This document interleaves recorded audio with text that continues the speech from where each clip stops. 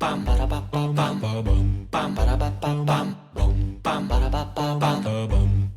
Bonjour et bienvenue au podcast Chez soi, famille immobilier. Je suis Lynne Coudry, courtier immobilier résidentiel. Aujourd'hui, on aborde un sujet très important pour tous ceux qui vivent en condo ou qui pensent en acheter un, les nouvelles règles en copropriété du Québec. Avec les changements apportés par la loi 16, plusieurs copropriétés doivent maintenant se conformer à de nouvelles obligations, comme le carnet d'entretien et l'état du fonds de prévoyance. Pour mieux comprendre ce que cela signifie concrètement pour les copropriétaires, les acheteurs et même les vendeurs, je reçois aujourd'hui Julien Gobeil-Simard de la compagnie Hoodie. Aujourd'hui, on va parler de qu'est-ce qui change réellement pour les copropriétés, les erreurs les plus fréquentes que l'on vit et ce que les acheteurs devraient absolument vérifier avant d'acheter un condo. Alors, installez-vous confortablement et bienvenue chez soi. Bonjour Julien, ça va bien? Très bien, toi. Oui, ça va bien, merci. Merci d'avoir accepté mon invitation au podcast de Chez soi, famille immobilier. Ça me fait plaisir. Bien content d'être là. Ah, super. Julien, moi, je te connais bien quand même, mais j'aimerais ça que tu te présentes. Aujourd'hui, on va parler des condos, des nouvelles lois, des nouvelles normes, de la copropriété, des syndicats. Mais tout d'abord, j'aimerais ça que tu te présentes, puis dire un peu ce que tu fais dans la vie. Absolument. Donc, Julien Gobin-Simard. Donc, moi, j'ai un bac en génie électrique, donc je n'étais pas nécessairement prédestiné à œuvrer dans le secteur de la copropriété, du moins pas directement. J'ai œuvré surtout dans le secteur de la technologie, là, puis du développement logiciel d'applications sur mesure pendant de nombreuses années. Puis, ben, il y a quelques années, 6 ans maintenant, en 2019, après avoir acheté un condo neuf et m'être impliqué dans l'administration de la copropriété, j'ai pu mieux comprendre et mieux apprécier la complexité des copropriétés Mhm. divises au Québec, puis de voir ce qui s'en venait aussi au niveau législatif, notamment le projet de loi 16 là, qui est en discussion à l'époque. Bon, après avoir regardé un peu là, ce qui était offert dans le marché, je trouvais qu'il y avait un manque, c'est-à-dire on allait obliger des copropriétés à obtenir des études du fonds de prévoyance, des carnets d'entretien. Ces services-là étaient faiblement disponibles et étaient surtout peu disponibles pour les petites copropriétés qui représentent 90% des copropriétés au Québec. Donc, je Quand trouvais même. qu'il y avait un manque à ce niveau-là. Puis même sur le volet numérique, donc là, la loi venait de dire vous allez devoir tenir à jour votre carnet d'entretien. Il n'y avait pas vraiment d'outils qui existaient pour faire ça. Donc, Woody, ben, c'est ce qu'on fait en fait. On est vraiment orienté loi 16 à 100%. Donc, on a une équipe d'experts en bâtiment qui font des carnets d'entretien, des études du fonds de prévoyance pour des copropriétés, seulement des petites. Hein. On fait juste du 20 unités et moins, c'est notre créneau. Et on développe là, une plateforme logicielle pour faciliter la tenue, les révisions, les mises à jour du carnet d'entretien de l'immeuble, le suivi du fonds de prévoyance. Et plus récemment, on a aussi un bel outil pour faciliter la préparation des attestations du syndicat qui sont maintenant obligatoires là, en cas de transaction immobilière là, sur des unités de condo. Fait que c'est pas mal ça qu'on fait chez Audi. Super. Justement, tu parles de la loi 16. Est-ce que tu peux m'en parler davantage? Dans le fond, il y a différents volets, puis pourquoi, Ouais. dans le fond, ça a un impact important sur les copropriétés? Oui, absolument. Ben, le projet de loi 16, là, c'est un projet de loi qui a été adopté en décembre 2019. Fait que ça fait déjà là, un peu Mhm. plus que 6 ans maintenant. Donc, il y avait beaucoup de changements pour les copropriétés dans ce projet de loi-là, mais ce qu'il faut retenir, c'est les trois grandes réformes là, majeures. Premièrement, c'est l'obligation pour toutes les copropriétés divises au Québec de faire préparer ce qu'on appelle un carnet d'entretien par un professionnel. Et là, je parle de membres d'ordre professionnel, seulement certains ordres professionnels, ingénieurs, technologues professionnels, Mhm. architectes ou évaluateurs agréés. Deuxième grande réforme, c'est vraiment le complément du carnet d'entretien, c'est l'obligation pour toutes les copropriétés divises au Québec de faire préparer, encore une fois, par un professionnel, une étude du fonds de prévoyance. Donc, carnet d'entretien, c'est le volet technique, c'est quoi les travaux qu'on aura à faire dans le futur. L'étude du fonds de prévoyance, c'est le volet financier. Combien ça va coûter ces travaux-là et combien on devrait mettre dans notre fonds de prévoyance. Après ça, ben, le projet de loi 16 prévoit aussi qu'il faut la respecter, l'étude. Donc, c'est pas juste un papier qu'on peut tabletter, puis c'est pas grave, on continue avec nos frais de condo à 100$ par mois. Donc, il faut suivre l'étude. Donc, c'est quand même un changement assez majeur, là, même au niveau financier pour les copropriétaires. Puis la troisième grande réforme du projet de loi 16, ben, c'est ce qu'on appelle l'attestation du syndicat sur l'état de la copropriété, qui est un document que le vendeur d'un condo là, peut demander au syndicat. Le syndicat a 15 jours pour lui remettre et lui va le remettre à l'acheteur potentiel là, ou aux acheteurs potentiels de l'unité de condo qu'il met en vente. Et ce document-là va vraiment donner pour la première fois une belle synthèse de à peu près tout ce qu'il y a à savoir sur la copropriété, sur le volet légal, administratif, financier, technique. Donc, c'est vraiment un beau résumé complet. Donc, les acheteurs de condos au Québec n'ont jamais eu accès à autant d'informations là, sur la gouvernance en tant que telle de la copropriété. Donc, c'est vraiment les 3 réformes majeures: carnet d'entretien, étude du fonds de prévoyance, attestation du syndicat. C'est vraiment les 3 éléments clés du projet de loi 16. L'attestation, c'est nouveau. C'est souvent en fait, le courtier qui va le demander lors de la transaction de vente. Puis ça donne plus d'informations à l'acheteur que le document qu'on utilisait avant. Puis ça, pourquoi tu penses que c'est important pour autant un vendeur qu'un acheteur de bien comprendre c'est quoi cette loi-là puis l'impact que ça peut avoir sur son condo? Bon, c'est sûr que le premier impact que va avoir, ceci dit, je pense qu'il faut déjà dire, l'impact d'avoir, faut comprendre que la plupart des copropriétés sont gérées par des personnes de très bonne volonté, bénévoles, mais qui ont peu souvent des connaissances techniques en bâtiment. Le premier impact d'obliger le carnet d'entretien, c'est que les conseils d'administration de copropriété ont maintenant un regard professionnel sur les travaux qu'ils auront à faire à court, moyen et à long terme pour éviter justement d'être en prévention plutôt que d'être en réaction. La toiture coule, on a des dégâts d'eau, il faut peut-être changer la toiture. C'était prévisible que la toiture allait être à changer. Après ça, ben c'est tous les problèmes financiers. Le plus gros problème ou la source du plus de chicane dans les copropriétés, c'est quand il manque d'argent pour faire des travaux, puis ça prend des fameuses cotisations spéciales. Donc là, la loi vient nous dire tous les travaux prévisibles, on devrait les financer d'avance. Maintenant, c'est sûr que pour les acheteurs, là où il faut porter attention, c'est que la grosse majorité des copropriétés au Québec, ils ont sous-capitalisé leur fonds de prévoyance depuis 10, 15, 20, 25 ans. Et là, la loi prévoit que ces copropriétés-là, lorsqu'elles vont avoir leur étude du fonds de prévoyance, vont devoir faire un rattrapage. Donc, c'est sûr que moi, en tant qu'acheteur potentiel d'unité de condo, il faut absolument que je m'intéresse au fonds de prévoyance et à l'étude du fonds de prévoyance parce que ça se peut que j'aille des milliers de dollars à débourser pendant 5-10 ans pour renflouer le fonds de prévoyance pour ceux qui ne l'ont pas capitalisé avant moi. Donc c'est sûr que ça, c'est vraiment une des choses là, qui est hyper importante à regarder. Là. Est-ce que c'est des informations partiellement, là, l'attestation du syndicat va nous en révéler un peu. L'attestation va nous dire il y a combien dans le fonds de prévoyance et l'étude dit qu'il fallait avoir combien dans le fonds de prévoyance. Bien là, ça se peut que le syndicat n'ait pas d'étude du fonds de prévoyance, donc là, ils répondront pas à cette question-là. Ça, c'est un premier signal là, où il faut être plus sur ses gardes un peu. Le drapeau jaune. Oui, c'est ça, drapeau jaune. Puis après ça, s'ils nous disent ben l'étude disait d'avoir tel montant, on sait qu'il y a une étude du fonds de prévoyance, on peut la demander.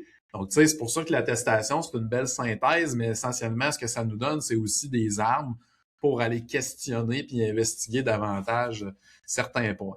Mais c'est sûr que, tu sais, au final, sur le moyen terme, ce qu'on va voir, c'est des copropriétés qui sont beaucoup mieux entretenues parce qu'ils ont ils ont le plan pour l'entretenir et ils ont l'argent pour l'entretenir. Donc, c'est un coût à donner. Financièrement, c'est sûr que des frais de condo à 75$ par mois, on verra plus ça. Mais si on compare avec une maison, on le sait que ça faisait... Je pense que tout le monde le sait que ça faisait aucun sens, là, des frais de condo à 75$ par mois. Donc, on verra plus ça. Mais en même temps, ben, ça vient aussi régler une problématique qu'il y a beaucoup, beaucoup de copropriétés au Québec qui sont très mal entretenues. C'est pour ça, d'ailleurs, que le coût des assurances a monté en flèche depuis 10 ans. Là. Il y a tellement de sinistres, là, donc il fallait faire quelque chose. Et c'est la loi 16 qui nous a amené ça. Est-ce que tu penses justement que c'est une erreur fréquente que les gestionnaires de petites copropriétés avaient que c'était bien vu d'avoir des petits frais de condo, justement, tu sais, de dire, ah ben chez nous, on a ces quatre condos, puis c'est justement, là, tu sais, c'est 75 $ par mois, puis il y avait une certaine fierté parce qu'il n'y avait pas une Ah ouais, grande on le voit même analyse. dans des procès-verbaux, là, les gens applaudissent parce que les frais de condo augmentent pas, mais je veux dire, mais il y a de l'inflation à chaque année, il faut minimalement s'ajuster, là, c'est tout ce qu'on paye comme déneigement, etc., ça l'augmente, là, fait que ça fait aucun sens. Mais oui, ça, c'est quand même un gros changement. Je sais pas qui a causé ça, mais nous autres, ce qu'on constate là, en parlant avec la clientèle, puis bon, en étant dans le domaine depuis des années, c'est que j'ai envie de dire qu'il y a beaucoup de copropriétaires c'est comme s'ils se considéraient comme plus des locataires que des propriétaires. Hmm. C'est comme si OK? les frais de condo, c'était une taxe. Tu sais. Ça s'en va Ah, à un OK, c'est intéressant. propriétaire immobilier. Mais on dit, ouais, mais l'argent, dans le fonds de prévoyance, c'est pour payer des travaux dans votre immeuble. C'est à vous. Vous êtes propriétaire. Tu sais, il y a beaucoup de gens qui c'est comme, j'achète un condo, puis moi, je fais plus rien. Ouais, puis je paye des frais de condo, puis là, j'espère que ça coûte le moins cher possible. Mais t'as peu, vous êtes propriétaire d'un quart, d'un sixième, d'un douzième, d'un Ouais. vingtième, d'un immeuble qui vaut cher, qui doit être entretenu. Tu sais, les gens n'auraient jamais cette réflexion-là, ou à peu près jamais avec une maison unifamiliale, mais tout d'un coup, ils sont dans un bâtiment de 8 unités. Puis là, c'est comme si les frais de condo, c'est une taxe. C'est pas pour payer de l'entretien puis des travaux. Ça devient une espèce de taxe qu'on veut payer le moins Hmm. cher possible. Donc, c'est un peu curieux, honnêtement, mais évidemment, je pense que Ouais. ces changements légaux-là vont amener aussi avec eux un changement culturel, je pense, en copropriété. De réaliser que c'est votre Ouais. actif immobilier, il faut en prendre soin. C'est probablement la chose que vous avez qui vaut le plus cher dans votre patrimoine. Et il faut le garder en bon état, il faut augmenter sa valeur le plus possible. Donc, donc C'est un c'est pas excellent juste. point. Ben, Parce c'est que ça. on parle du fonds de prévoyance, puis souvent, même encore récemment, je me fais poser la question, l'argent que j'ai mis dans le fonds de prévoyance, est-ce que quand je vais vendre, je vais le récupérer ou récupérer un pourcentage? Mais il faut expliquer aux gens que le montant qui est dans le fonds de prévoyance, ça donne de la valeur Ben oui, à ton absolument. condo. Ça prend toujours une analyse parce que si il y a un gros montant, mais les fenêtres puis la toiture à faire, OK, si le montant est plus bas, mais justement, on vient de refaire pour 50 000 de maçonnerie, ça prend une analyse aussi, mais des fois, les gens, ils voient pas la valeur que tu vas le vendre, mais c'est Ben oui. attrayant pour un acheteur. Absolument, absolument. L'exemple 5 que je donne, mettons que je mandate Lynn de magasiner pour moi là, un bungalow là, en banlieue.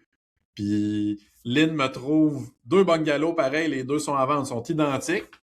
Les deux sont dans le même état, ils ont été construits en même temps par le même constructeur. Puis il y en a un dans son sous-sol qui vient avec un coffre-fort avec 100 000 piastres dedans. D'après moi, Lynn va me dire que celui-là, il vaut 100 000 de plus. Là, si le vendeur il dit non, non, je repars avec mon 100 000, je dis, ah ben là, il va la même chose. Donc, le fonds de prévoyance, c'est la même chose. C'est le coffre-fort du syndicat de copropriété pour payer des travaux. Donc, ça a une valeur immédiate sur la valeur de la copropriété là, et des condos là, qui sont vendus ou qui sont transigés dedans. Là. Donc, Tout c'est à fait. automatique. Puis justement, pour les copropriétaires qui sont dans l'autogestion, qu'est-ce que Hoodie, tu peux en reparler, mais c'est quoi qui viennent justement pour le service parce qu'ils sont plus vulnérables au niveau des lois? Des fois, tu sais, si quelqu'un ne suit pas les lois, ils savent pas s'ils sont imputables de quoi, dans le fond, en étant, exemple, président, secrétaire, trésorier. Fait que c'est Ouais. quoi ça vient aider? Ouais, c'est ça. Ben, en fait, bon, premièrement, nous dit on offre le service là, pour la loi 16. Donc, notre équipe de professionnels fait des carnets d'entretien, des études du fonds de prévoyance spécifiquement pour des petites copropriétés. Après ça, l'autre volet où on vient aider, c'est vraiment, je pense, le volet information. On donne beaucoup de webinaires à travers les années. On est très présent, notamment avec le RGCQ, Regroupement des gestionnaires et copropriétaires du Québec, à donner là, toutes sortes d'ateliers en personne ou en ligne. On a démarré une communauté Facebook aussi pour les administrateurs de copropriété. Ça OK? s'appelle Condo Admin. C'est un groupe Facebook privé au-dessus de 4000 administrateurs de copropriété qui posent des questions puis qui se Ah, répondent entre eux tous les jours. Fait que là, il y a OK? vraiment un transfert de connaissances qui est le fun. Après ça, ben nous, on offre à nos clients aussi une plateforme logicielle. Plateforme logicielle qui va servir à faire le suivi du carnet d'entretien. Parce que, bon, une fois qu'on a fait faire le carnet d'entretien par un professionnel, on a des exigences légales au niveau du suivi, documenter les travaux, les entretiens qu'on fait. Hein, en courtage, vous avez souvent cette problématique-là. Là, vous demandez de l'information, puis les gens ne les ont pas. L'information se perd au rythme que les administrateurs changent dans la copropriété. Oui. Donc, c'est un outil là, qu'on met en place justement pour comme pérenniser l'information. Donc, les syndicats vont servir de ça pour centraliser tous leurs documents, mettre à jour leur carnet d'entretien, faire le suivi de leur fonds de prévoyance. Ils vont pouvoir faire leurs attestations du syndicat aussi avec ça. Mais on va vraiment pouvoir venir au niveau documentaire, là, rassembler toute la documentation au même endroit, toujours garder l'information accessible par les administrateurs ou même les copropriétaires, si on veut. Donc, c'est sûr que ça vient vraiment aider à la disponibilité de l'information. Puis, on parle beaucoup là, du carnet d'entretien, mais concrètement, est-ce que, souvent les gens me disent, ben, qu'est-ce que ça comporte? Est-ce qu'on est dans le court terme, moyen terme, long terme? Est-ce qu'il faut faire revérifier la toiture? Y a-t-il des recommandations comme un rapport d'inspection, un peu comme on voit? Oui, absolument, absolument. Oui, Donc, okay. Carnet d'entretien, là, en fait, il y a 3 volets. Premier volet, c'est l'état de l'immeuble. Deuxième, c'est l'entretien courant. Puis après ça, c'est les travaux majeurs, je dirais. Okay. Donc, un mandat de carnet d'entretien fait par un professionnel, ça va nécessairement commencer par une inspection des parties communes. Attention, on rentre pas, on va pas inspecter les condos des gens. C'est un outil pour le syndicat de copropriété qui s'occupe de l'entretien et des travaux dans les parties communes. Donc, première étape, il va toujours avoir un inspecteur qui va venir vérifier l'état des parties communes, documenter les déficiences, y a-t-il des petits bobos, c'est quoi l'état de vétusté de la toiture, des fenêtres, etc., des balcons, des allées piétonnières, donc vraiment toutes les parties communes. Après ça, basé là-dessus, on va faire une planification de ce qu'on appelle les réparations majeures et les remplacements de parties communes. Ça doit être, ça c'est dans la réglementation du gouvernement, c'est sur un minimum de 25 ans. Nous dit on va plus loin que ça, mais le minimum, c'est 25 ans. Donc, ça couvre vraiment le court, le moyen et le long terme. Et l'autre chose, ben, c'est le volet d'entretien courant ou l'entretien préventif. Donc, le carnet d'entretien doit obligatoirement fournir les recommandations des entretiens qui sont à faire une fois par année, aux 2 ans, aux 3 ans, des choses comme ça.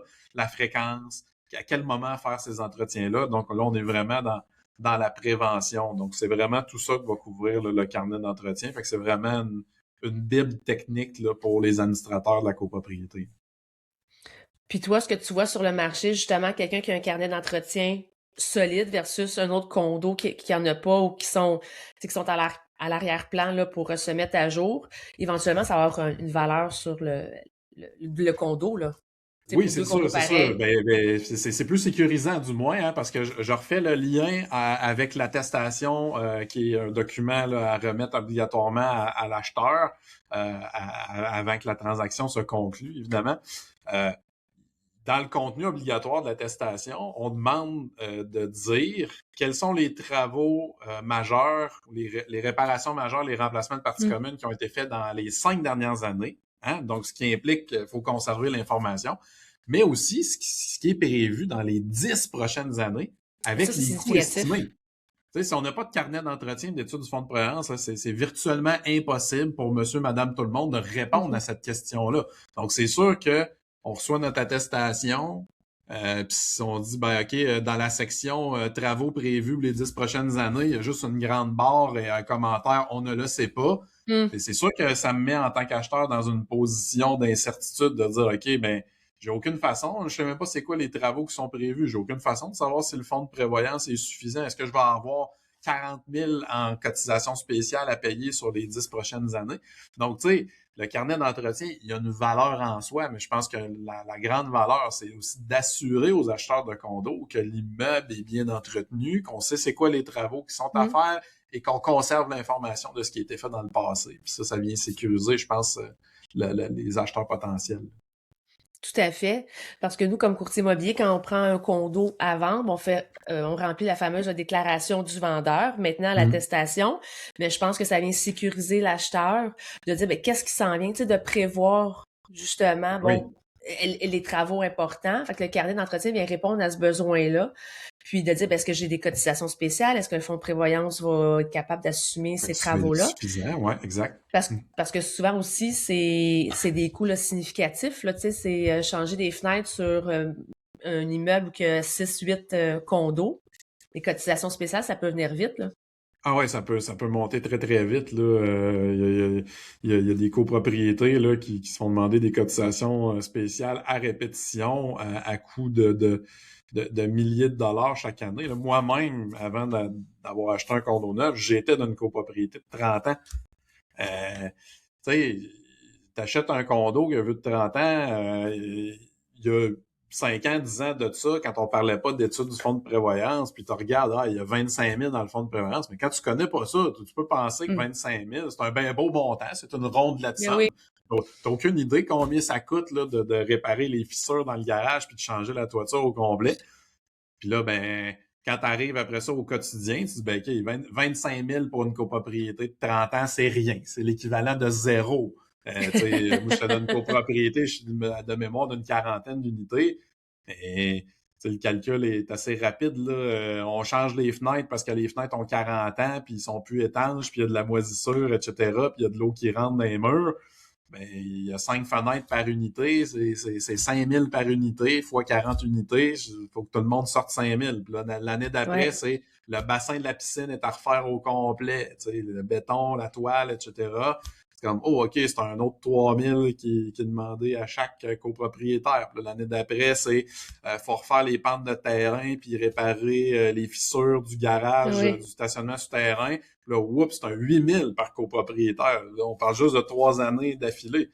Donc, quand on a un fonds de prévoyance bien garni, normalement, oui, ça a coûté plus cher par mois, mais je veux dire, quand ces travaux-là surviennent, on prend l'argent dans le fonds de prévoyance et on les paye. Donc, il n'y a pas de pression ou de surprise. Exact. Donc, c'est prévu. C'est comme acheter des meubles puis les payer sur 5 ans. C'est le même principe. Tout à fait. Ben, c'est comme si on a une maison puis on se met de l'argent pour avoir un coussin parce qu'on sait que la toiture elle va être à refaire dans 10 ans. Puis dans 10 ans, ben, on n'aura pas 20 000. Donc, on veut avoir tout de suite économisé pour. C'est un peu la Ah même oui, optique en fait, là. ben oui, c'est ça. Des fois, les gens en condo, ils se sentent un peu persécutés. Je vous confirme que les gens qui sont propriétaires d'une maison unifamiliale puis qui connaissent pas trop ça, sont pas contents non plus, eux autres, de découvrir Mm. qu'après 25 ans, il faut qu'ils remplacent la toiture puis qu'il faut qu'ils sortent un 30 000. C'est jamais le fun. Tu sais, des fois, tu ne l'as pas, cet argent-là, cash.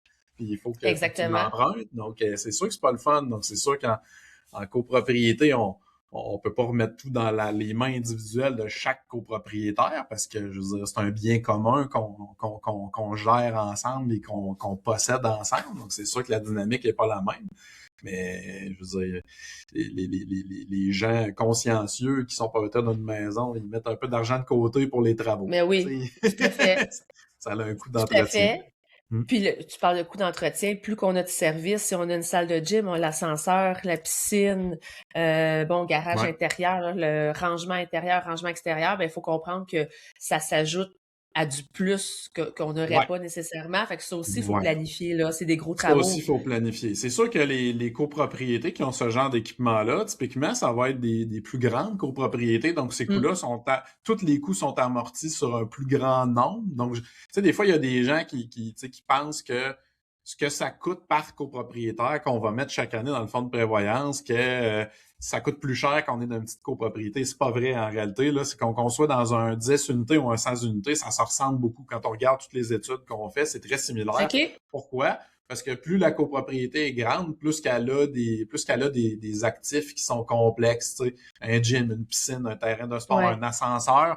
Plus la copropriété est petite, mais on est moins pour payer, mais on a moins de complexité aussi. Donc, ça va beaucoup se ressembler là, quand on le ramène à ce que chaque copropriétaire va mettre par année dans le fonds de prévoyance, ça se ressemble beaucoup. OK? Par contre, ce qu'on risque peut-être de moins voir dans les années futures pour les copropriétés neuves, du moins, je pense que tu sais, les grandes copropriétés, là, il y a plein d'exemples comme ceux-là dans Griffintown à Montréal, là, mais tu sais, où on a une espèce de restaurant ou d'aire de Oui. restauration libre pour les copropriétaires, des simulateurs de golf, on a une piscine intérieure, une piscine La table de extérieure, un pool. chalet urbain, la table de snooker, Oui. la table de pool, etc. Tu sais, je pense que ça, on va peut-être en voir moins. Parce que ces installations-là, c'était très cool quand ça coûtait 150$ par mois de frais de condo. Mais quand on vient ajouter le coût de maintien d'actifs, qui est maintenant obligatoire, de tous ces équipements-là, Puis là, Ouais. on peut rapidement arriver à des frais de condo de 4, 5, 600, 700 même dollars par mois. Fait que peut-être que là, les promoteurs, ils vont être peut-être plus économes, mettons, dans leurs installations communes, là, puis opter pour Oui, peut-être moins d'extravagance. Peut-être, je sais pas. On le découvrira. mais c'est un bon point parce qu'effectivement, là, le chalet urbain puis l'espace barbecue extérieur, tout ça, mais ça a des coûts, là. C'est cool au Ah oui, début, mais quand ça ça, tu doit sais, si tout tu être passes pris de en compte, 200 oui. à 500, tu sais, j'en vois beaucoup à 500 par mois. C'est dès que tu as, souvent, là, j'en ai vu plusieurs, bon, 3 buildings, exemple, ensemble, qui vont partager la salle de gym, qui vont partager la piscine sur le Mm. toit, mais c'est du 500 par mois, là. Ouais, exact, exact. Fait que peut-être qu'on va voir aussi plus ça, là. Tu sais, oui, des installations tu sais, qui amènent tout plein de services, mais peut-être partagé à Ouais. travers plusieurs phases d'un groupe de copropriété, ce genre de choses-là. Mais c'est sûr que, tu sais, bon, on parle beaucoup ces temps-ci d'abordabilité du logement, là, quand on a ce genre d'installation-là, qui en finit plus de finir. Là, c'est sûr qu'une fois que l'étude du fonds de prévoyance est faite, c'est comme ça ajoute tellement de dollars sur le maintien d'actifs à long terme que ça fait une grosse différence sur les frais de condo. Là. Donc, avant la loi 16, ben là, on Mhm. s'en rendait pas trop compte. Parce que, tu sais, des fois, c'est le fun. Effectivement. Tu dis, je vais acheter dans cette copropriété-là. Tu sais, c'est le fun. Il y a une piscine intérieure. Moi, je me baigne Mhm. pas, mais tu sais, les 3 fois par année que je reçois quelqu'un chez nous, c'est cool d'avoir une piscine. Je dis, oui, mais si Ouais. cette piscine-là, en maintien d'actif, elle ajoute un 30$ par mois sur ta facture de frais de condo, parce qu'il va falloir la remplacer dans 25 ou 30 ans, ben, tu sais, peut-être que t'en voudrais moins finalement, puis tu irais à la piscine municipale à la place là, quand t'as du monde qui veulent se baigner, tu sais. Effectivement, tu sais, souvent on dit, ah ben là, si je paye plus cher par mois, mais j'aurais pas besoin de prendre mon abonnement au gym. OK, peut-être. Mais tu sais, est-ce que tu vas À vraiment quelque y part, tu le aller? payes. C'est ça. Puis Mais tu le payes les d'un côté équipements ou du de l'autre, tu gym, sais. c'est ça. Vas-tu vraiment y aller? Puis là, on tombe beaucoup même hein, dans la dynamique un peu. Tu sais, c'est une copropriété, mais il y a de plus en plus de gens qui veulent comme essayer de tout compartimenter les frais, là, dire tu vas être le seul à payer pour ta terrasse. Tu sais, OK, ouais, Hum, mais jusqu'où on se rend avec ça? Si moi j'habite au rez-de-chaussée, j'ai-tu besoin de payer pour remplacer ou moderniser l'ascenseur dans 30 ou 40 ans? Tu sais, s'il y a un gym mais que j'utilise pas, faut-tu que je paye pour ça? Tu sais, ultimement, on achète dans une copropriété qui a des installations, qui offre des services. Puis tout le monde doit contribuer. Fait que faut y mhm. penser à ça. Là, parce que il y a probablement des gens qui achètent dans des copropriétés avec beaucoup d'installations. Puis là, whoop, 2 ans, 3 ans plus tard, la copropriété fait faire une étude du fonds de prévoyance. Puis là, ils font ouais, on n'avait pas pensé à tous ces coûts-là. Puis maintenant, ça s'ajoute à la facture de tout le monde. Puis c'est normal, c'est à eux. Tu sais. Oui. Faut qu'ils l'entretiennent, mais Puis ça va aussi par quote-part. Tu sais, quelqu'un qui est même si tu es au rez-de-chaussée, tu es propriétaire de un pourcentage des parties communes que tu dois ouais. maintenir aussi, parce que ça aussi, si les parties communes sont bien entretenues, ça donne de la valeur à ton condo, à Oui, toi aussi, absolument. éventuellement, si tu veux vendre. Absolument. Tu sais, toutes ces installations, là, on parle de ce que ça coûte, mais c'est vrai qu'elles donnent aussi de la valeur à la copropriété et puis au condo qu'on va vendre. Tu sais, il y a des gens qui vont rechercher ce type de produit-là. Fait que c'est bien correct. Mais après ça, il faut quand même penser Hum. quand on achète. Tu sais, ça, par exemple, moi, mettons, j'étais dans le marché pour un condo. Puis que là, tu sais, je m'intéresse à des gros complexes avec beaucoup d'installations. Encore une fois, on me dit qu'il n'y a pas d'études du fonds de provenance encore. J'aurais une petite hésitation. Je serais comme, Hum. OK, tu sais, parce que le coût de tous ces aménagements-là, puis de tous ces services-là Ah oui. sur le maintien d'actifs, là, il va faire une bonne différence. T'as tout à fait raison. Puis en terminant, justement, si tu avais un conseil à donner autant pour des gens qui gèrent un syndicat, puis pour des acheteurs, un conseil là, de choses à vérifier ou à utiliser là, pour bien gérer, puis bien acheter. Oui. Je dirais le premier conseil pour les acheteurs, c'est niaiseux, mais c'est l'attestation. Euh, La majorité des vendeurs ne savent pas encore qu'ils sont Hum. obligés de la fournir et donc ne la demandent pas au syndicat. Il y a plein de syndicats qui ne savent pas que ça existe. Il y a aussi encore un certain nombre de courtiers qui sont pas nécessairement super spécialisés en copropriété, qui sont, sont plus ou moins au courant. Mais tu sais, ça, je pense que c'est vraiment la chose à retenir. C'est comme si vous êtes dans le marché pour un condo, vous n'achetez pas si on vous ne remet pas l'attestation du syndicat sur l'état de la copropriété. C'est votre porte d'entrée pour poser Mhm. toutes les questions que vous devriez poser. Mais si vous n'avez pas cette première synthèse-là, vous vous privez de beaucoup d'informations Effectivement. hyper importantes. Après ça, ben, pour ceux qui administrent des copropriétés, ben, je pense que c'est de garder en tête que, tu sais, oui, ces nouvelles exigences-là vous amènent une charge de travail supplémentaire. C'est dans votre intérêt en tant que copropriétaire, mais aussi celui des autres copropriétaires de la copropriété. Mais bon, c'est vrai que ça ajoute une charge mentale et une charge de travail là, supplémentaire pour ceux qui administrent et qui gèrent des copropriétés. Mais tu sais, voyez-le positivement. On perd beaucoup de temps quand on administre une copropriété à gérer des assemblées spéciales puis des chicanes autour des cotisations spéciales. Quand vous allez éliminer les problèmes financiers de financement de travaux prévisibles, vous allez éliminer 80% de vos problèmes.